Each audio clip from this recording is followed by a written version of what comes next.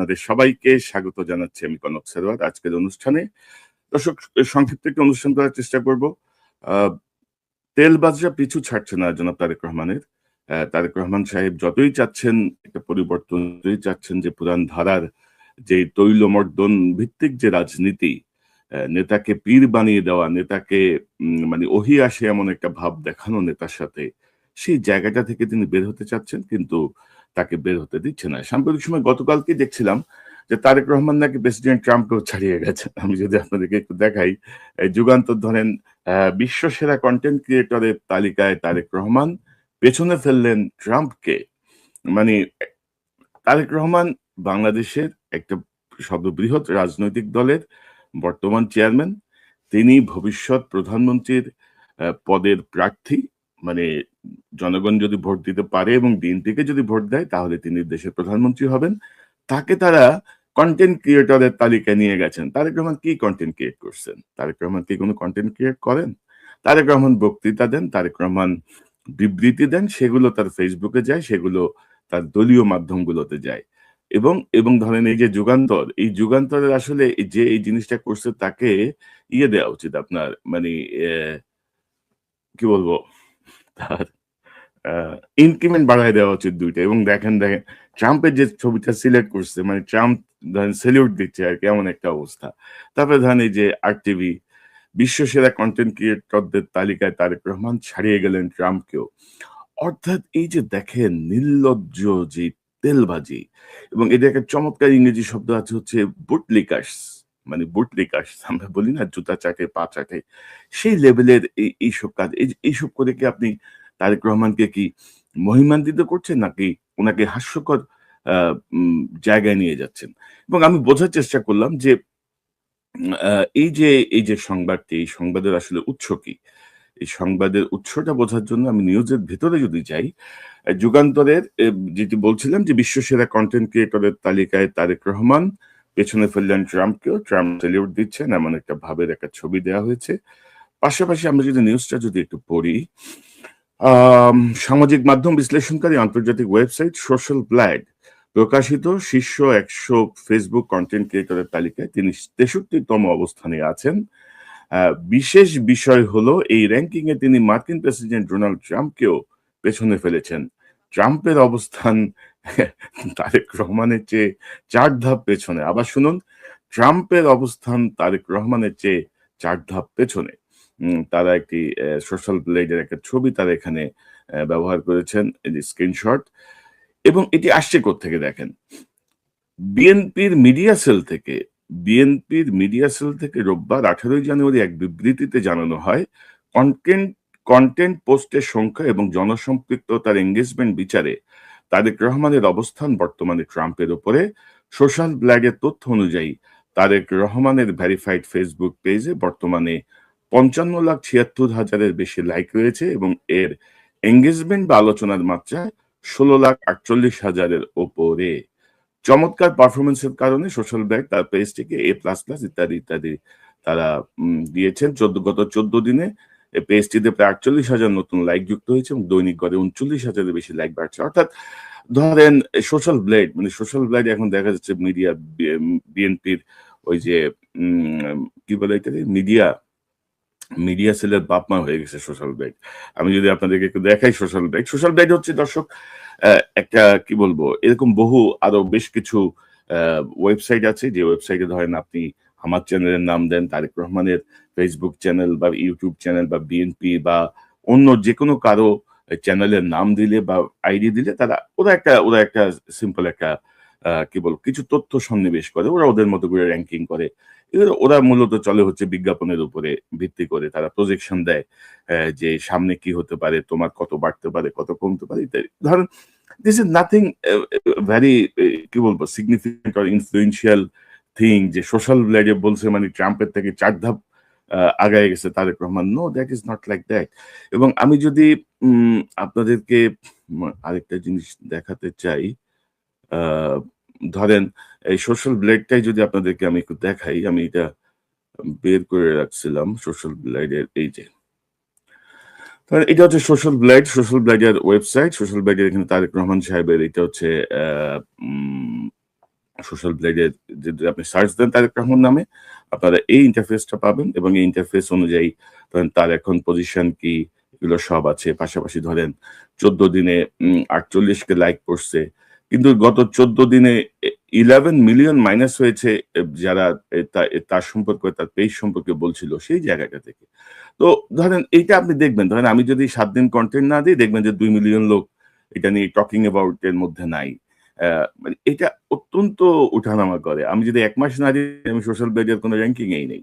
So এই হচ্ছে গিয়ে অবস্থা। এটা হচ্ছে জাস্ট সিম্পল তারেক রহমানকে তেল মারার, পা চাটার একটা নতুন কৌশল এবং আমার তো আশঙ্কা হয় যে কদিন পরেই দেখবেন যে তারেক রহমানকে অমুক পদক, তমুক পদক, আ নানা রকমের বিশেষণে ভূষিত করা এগুলো সব শুরু হয়ে যাবে। অর্থাৎ তেলবাজ চক্র, চাটকার চক্র সম্পূর্ণভাবে শক্তিশালীভাবে তারেক রহমানের পেছনে লেগেছে বলব। এই পেছনে লাগাটাই হচ্ছে সবচেয়ে বড় আশঙ্কার। এবং ধরেন আমি যদি আপনাদেরকে কয়েকটা বিষয় দেখাই, বাংলাদেশের নিউজ পেপারের ট্রিটমেন্ট দেখেন, এগুলো সব তেলবাজি। ধরেন আ ট্রাম্প প্রশাসনের এক গুরুত্বপূর্ণ কর্মকর্তার সঙ্গে তারেক রহমানের টেলি বৈঠক। আবার জামাতের আমিরের সঙ্গে যুক্তরাষ্ট্রের বাণিজ্য প্রতিনিধির ভার্চুয়াল বৈঠক অনুষ্ঠিত। ব্যক্তি কিন্তু একটাই। ট্রাম্পের সাথে হচ্ছে ট্রাম্প প্রশাসনের গুরুত্বপূর্ণ কর্মকর্তা হচ্ছে তারেক রহমানের সাথে। আর জামাতের সাথে হচ্ছে যুক্তরাষ্ট্রের বাণিজ্য প্রতিনিধি। মানেটা কি? অর্থাৎ এগুলা সাংবাদিকতা? এটাকে আপনি কি বলতে চান? এটাকে আপনি কিভাবে ব্যাখ্যা করবেন? সো এই হচ্ছে গিয়ে দর্শক অবস্থা এবং আমি তো বলব যে আ এইসব চাটুকারদের হাত থেকে যদি তারেক রহমান সাহেবকে ইনিশিয়ালি যদি আমরা যদি আ মানে কি বলবো? এসব চাটুকারদেরকে যদি পিছু ছাড়াতে না পারি জনাব তারেক রহমান সাহেবের কাছ থেকে, তাহলে কিন্তু উনার যে পরিকল্পনা বা উনি যে বলছেন যে, "I have a plan" এগুলো আসলে সব মানে গোত্তা খেয়ে যাবে। একদম সহজ বাংলা কথা। এবং আমার তো মনে হয় যে চাটুকাররা দেখবেন এই কদিনের মধ্যে আপনি দেখবেন যে নতুন তথ্য আসছে যে ২৫শে ডিসেম্বর তারেক রহমান আসার পরে গত ৩ মাসে মোট এত লক্ষ শিশুর নামকরণ করা হয়েছে তারেক রহমানের নামে। কিংবা আমি ধরেন দালালদেরকে আরেকটা টিপস দিতে চাই, তেলবাজদেরকে। ধরেন এই যে জাইমার রহমান তিনি আমরা আ পরিস্থিতিতে মনে হচ্ছে তিনি হয়তো বিএনপিতে কোনো রাজনৈতিকভাবে সম্পৃক্ত হবেন। তো এখন ধরেন জাইমার রহমান এই যে ধরেন তিনি ডিজাইনার্স ড্রেস পড়েন না। তিনি খুব সিম্পল বাংলাদেশী মেয়েদের মতো সালোয়ার কামিজ পড়েন। এটার কোনো ওইরকম কোনো ব্র্যান্ড, ওইরকম ডিজাইনার্স লোগো এগুলোর প্রতি তার কোনো আগ্রহ নাই। এগুলো নিয়ে দেখেন কি হয় যে এই ডিজাইন ফলো করে অমুক দোকানের জাইমার রহমান ড্রেস বিক্রি হচ্ছে। অমুক জাইমা প্রিন্ট নামে নতুন দেখেন ঈদ উপলক্ষে কিছু হয় কিনা। অর্থাৎ ভাই মানে কি বলবো এগুলা আ মানে এইসব ধান্দাবাজরা যদি ঘিরে ফেলে না তাহলে এই জুলাইয়ের বিপ্লব, জুলাইয়ের স্বপ্ন, নতুন বাংলাদেশ, সংস্কার আমরা যা ভাবছি সব কিন্তু শেষ হয়ে যাবে। কিন্তু ভেরি আনফরচুনেটলি ধরেন যারা তারেক রহমানকে এতদিন ধরে ক্ষতিগ্রস্ত করছে, যারা তারেক রহমানকে সর্বনাশ করছে, তারেক রহমান, বেগম খালেদা জিয়াকে যারা আ উম এই প্রজন্মের কাছে ভিলেন হিসেবে অ্যা তুলে ধরেছে, তাদেরকে দেখুন বিএনপি যে পরিমাণ তোষণ করছে। আমি আপনাকে একটু দেখাই। এই সাম্প্রতিক সময়ে এটা নিয়ে অবশ্য আজকে আমি কথা বলব না, যে কাল পরশু যদি সময় পাই। যে এই যে ফ্যাসিবাদের দোসর যেই সম্পাদক এবং সাংবাদিকরা ছিল, তারা আবার কিন্তু এক হয়ে যাচ্ছে। রসুনের গোড়া সব এক হয়ে আবার কিন্তু প্রস্তুতি নিয়ে নিচ্ছে এবং ইস্যু হচ্ছে 'প্রথম আলো টেলিস্টারে অগ্নিসংযোগ। তো 'প্রথম আলো টেলিস্টারে অগ্নিসংযোগটা আমরা সমর্থন করি না। কারণ সেখানে বিক্ষোভকারী যা ছিল তার চেয়ে বেশি ছিল আর্মি, পুলিশ, বিজিবি। তো সেখানে কেন হলো? তো এখন ধরেন এটাকে আবার অন্য ফ্লেভার দিয়ে তারা এই ফ্যাসিবাদের বদমাশগুলো একত্রিত হচ্ছে। মতি মাহফুজের সাথে দেখলাম নতুন লেস যুক্ত হয়েছে আমাদের সাংবাদিক নুরুল কবির। এখন নুরুল কবির ওই রাতে আহত হয়েছিলেন, আক্রান্ত হয়েছিলেন। সেই ক্ষোভ থেকে নাকি তার অন্য কোনো হিসাব-নিকাশ সেখানে তৈরি হয়েছে, সেটিও বোঝার ব্যাপার আছে। এইটা নিয়ে আমি দেখি কাল পরশু যদি সময় পেলে বিস্তারিত আলোচনা করব যে এই জিনিসগুলো সামনে নিয়ে আসা দরকার। কি হবে না হবে জানি না। বাট আমি মনে করি, আমি যতটুকু বুঝি, আমার যতটুকু দায়িত্ব, সেই অনুযায়ী বলা উচিত, সে অনুযায়ী আমি বলতে চাই। এবং বেগম খালেদা জিয়ার যে শোকসভা, সেই শোকসভায় মাহফুজান আমার একটা বক্তব্য আপনাদেরকে দেখাই। এবং her sense of tolerance, her sense of accepting diverse views, her capacity to accept criticism. আমি স্বাধীন সাংবাদিক হিসাবে আমার মন জয় করেছে, আমার মনে ওনার গভীর শ্রদ্ধার জায়গা করে দিয়েছে। তো তুই যে এই কথা এখন বলতেছস, তুই মাপ চাইছস খালেদার সম্মতিতে বসুন্ধরার কাছে 100 কোটি টাকা চাইছিলেন তারেক, মাপ চাইছস তুই? এটার কিছু প্রমাণ হয়েছে পর্যন্ত? কোন রকমের কোনো কিছু আছে? কিছু নাই। কিন্তু দেখেন এই বদমাশগুলোকে বেগম জিয়ার শোক সভায় তুলে এক ধরনের বৈধতা দেয়া হচ্ছে। এবং আমি যদি তার আরো বক্তব্য এবং শুনি। পরবর্তীকালে ওনাকে আরও দেখেছি এবং সত্যিকার অর্থে দেশকে ভালোবেসে দেশের গণতন্ত্রকে সমৃদ্ধ করার ক্ষেত্রেও ওনার অবদানকে আমি স্মরণ করি এবং শ্রদ্ধা জানাই। উনি যখন মানে ক্ষমতা থেকে সরে গেলেন এবং যখন দেখেন ওই নেগেটিভ কথা মাথায় থাকে। ক্ষমতা থেকে খালেদা জিয়া কখনো ক্ষমতাচ্যুত হয় নাই।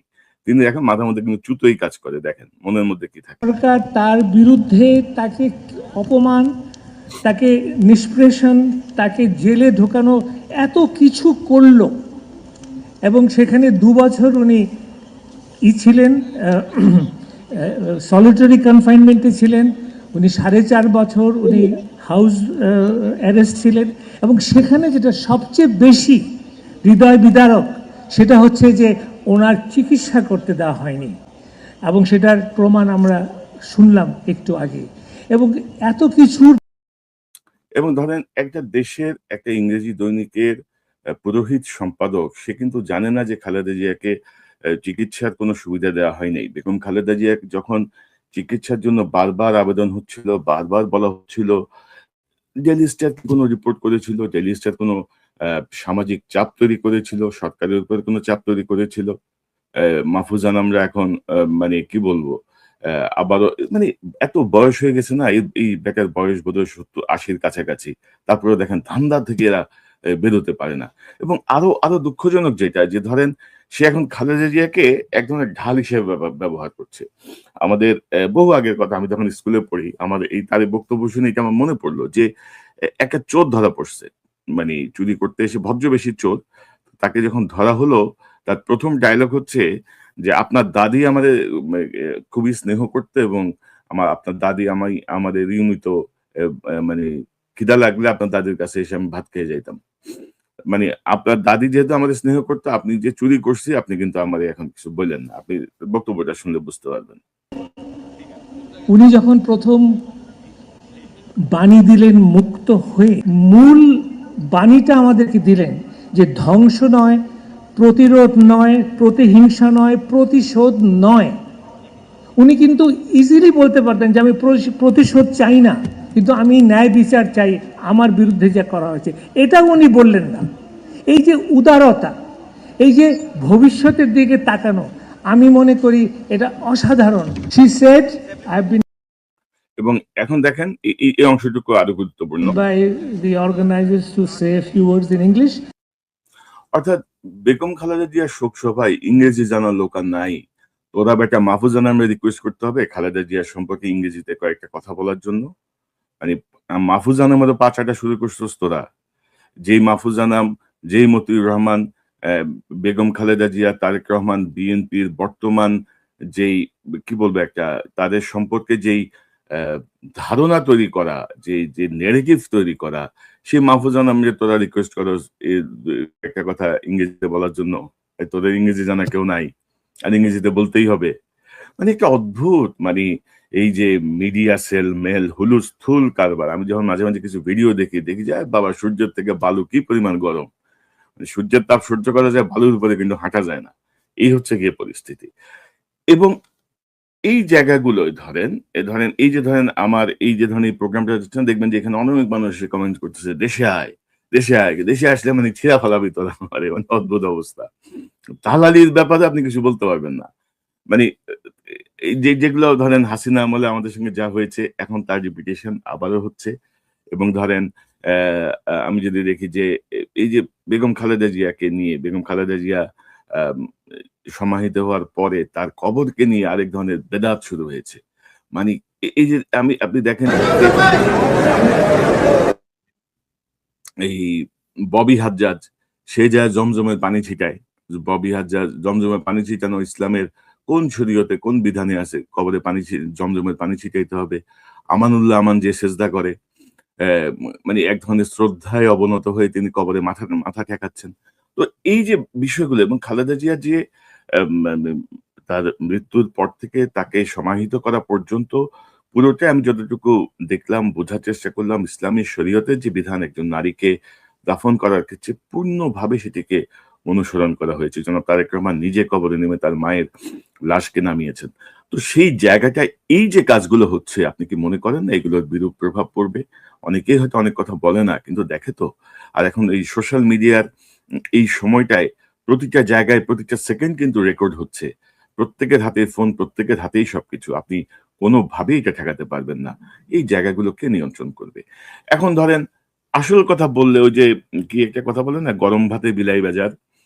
তো সত্যি কথা শুনলেই ধরেন এটা হয়ে যাবে অন্যরকম কিছু কি গুপ্ত, সুপ্ত, লুপ্ত, তারপরে নানা রকমের বিশেষণ, নানা রকমের কিছু দিয়ে ঘায়েল করার চেষ্টা এবং বিএনপির বটবাহিনী এখন ডিজিএফআই এর বটবাহিনীর কাছাকাছি পর্যায়ে পৌঁছে গেছে যেটা আমরা দেখছি। এটা নিয়ে আরেকদিন কথা বলবো। এবং ধরেন যে এই যে বেগম খালেদা জিয়ার শোক সভায় জনাব মাহমুদুর রহমান সবচেয়ে গুরুত্বপূর্ণ কথাটি বলেছেন। আপনারা যদি একটু শোনেন ওনার বক্তব্য, অনেকেরই গা জ্বলে ওনার নাম শুনলে, একটু শুনেন। বেগম জিয়া এবং তার পুত্র তারেক রহমান এখানে উপস্থিত আছেন। এটা খুব গর্বের বিষয়। বেগম জিয়া এবং জিয়াউর রহমানের সন্তান হওয়া অত্যন্ত গর্বের বিষয়, কিন্তু এটা একটা ভয়েরও বিষয়, এটা একটা শঙ্কার বিষয়। কারণ তাকে সর্বদা বাংলাদেশের মানুষ তার পিতা এবং তার মাতার সাথে তুলনা করবে। এই তুলনা বড় কঠিন, যে কোনো ব্যক্তির জন্যই কঠিন। বাংলাদেশে যেটা বললাম, গত 55 বছরে মাত্র নেতা নেত্রী জন্মেছেন, তাদের সমতুল্য হওয়া কঠিন কাজ এবং সন্তান হলে আরো কঠিন কাজ। রবীন্দ্রনাথের একটা কবিতা আছে, তোমার পতাকা যারে দাও তারে বহিবারে শকতি। আজকে শহীদ জিয়া এবং বেগম জিয়ার পতাকা তারেক রহমানের হাতে ন্যস্ত হয়েছে। মহান আল্লাহ তাআলার কাছে প্রার্থনা জানাই, তিনি যেন সেই অবিস্মরণীয় পতাকা, সেই শক্তির পতাকা, সেই স্বাধীনতার পতাকা তারেক রহমানকে বহন করবার শক্তি দান করেন। আল্লাহ হাফেজ। বাংলাদেশ জিন্দাবাদ। এবং আমরা প্রার্থনা করি যে তারেক রহমান যেন সেই পতাকা বহনে এইসব তেলবাজদের খপ্পরে না পড়েন, এইসব চাটুকারদের খপ্পরে না পড়েন, তাহলে কিন্তু সব শেষ হয়ে যাবে। বাংলাদেশের জন্য এটা একটা ক্ষতিকর দিক হয়ে দাঁড়াবে। তারেক রহমানকে ঘিরে এখন যে প্রত্যাশা তৈরি হয়েছে সেটি এই তেলবাজরা যেন ধ্বংস করতে না পারে। এই জায়গাটায় আমি যেন তারেক রহমানের মনোযোগ আকর্ষণ করছি। ওনার শুভাকাঙ্ক্ষী যারা আছেন, ওনার তো আর এখন সেই সময় নাই যে ফেসবুক, ইউটিউব দেখবেন। ওনার শুভাকাঙ্ক্ষীরাও যদি ওনাকে একটু অবহিত করেন, আমার মনে হয় যেন এটি তার রাজনীতির জন্য, তার আই হ্যাভ এ প্ল্যান এই থিওরির জন্য অনেক বেশি কার্যকর হবে। কারণ তারেক রহমানকে এইসব চাটুকারিতার মাধ্যমে মিডিয়া সেল থেকে কারা এই সোশ্যাল ব্লেডের র্যাঙ্কিং এ ট্রাম্পকে পিছু ফেলেছেন তারেক রহমান, এই জাতীয় নোট বা এই জাতীয় বিবৃতি কারা পাঠিয়েছে, তাদের বিরুদ্ধে আমি মনে করি কার্যকর ব্যবস্থা নেওয়া উচিত। অবশ্য যে পাঠিয়েছে সেই মাল কিন্তু দেশে নাই, সে মাল আহ, হাসিনা পালায় যাওয়ার পরে সে শরণার্থী হয়ে একটা দেশে ঢুকছে, আশ্রয় নিছে। সে আবার বিএনপির পদধারী নেতা, কিন্তু তার পদ আছে কিন্তু। সো এইসব দালালি, এইসব বাটপারদের হাত থেকে বিএনপিকে রক্ষা করতে হবে। বাংলাদেশের আহ রাজনীতি বা গণতন্ত্রের স্বার্থে বিএনপির প্রতি আমার কোনো এক্সট্রা কোনো প্রেমও নাই, বিএনপির আমার এক্সট্রা কোনো আবেগও নাই। আমার আবেগ আমার বাংলাদেশের জন্য, আমার আবেগ আমার দেশের মানুষদের জন্য। একজন সাংবাদিক হিসেবে যতটুকু আমি অতীতে করেছি, বর্তমানেও করার চেষ্টা করছি, ইনশাআল্লাহ ভবিষ্যতেও করব। আপনারা যেটাই বলেন, বিএনপির বটবাহিনী যতই গালাগালি করুক, বিএনপির পাচাটা কুকুরগুলো যত কথাই বলুক, কিছুই যায় আসে না। আমি আমার স্টাইলে কাজ করব। দর্শক, এই এই এই চ্যানেলটি সাবস্ক্রাইব করে আমাদের পাশে থাকুন এবং আজকের এই ভিডিওটি অত্যন্ত গুরুত্বপূর্ণ। ও এই ইনফরমেশন গুলো দয়া করে আপনারা লাইক, শেয়ার, ফলো করে ছড়িয়ে দিন। এবং আমার মনে হয় যেন বাংলাদেশকে যদি রক্ষা করতে হয়, আমাদের একটি জনগণের ভোটে একটি অবাধ, সুষ্ঠু, নিরপেক্ষ নির্বাচন খুব প্রয়োজন। সেই নির্বাচনের পরিবেশ সৃষ্টি করার জন্য সবাই যার যার জায়গা থেকে সচেষ্ট থাকুন। কোনো ধরনের চোখ রাঙানি, কোনো ধরনের ক্ষমতার আত্মম্ভূতি যেন আমরা না দেখি।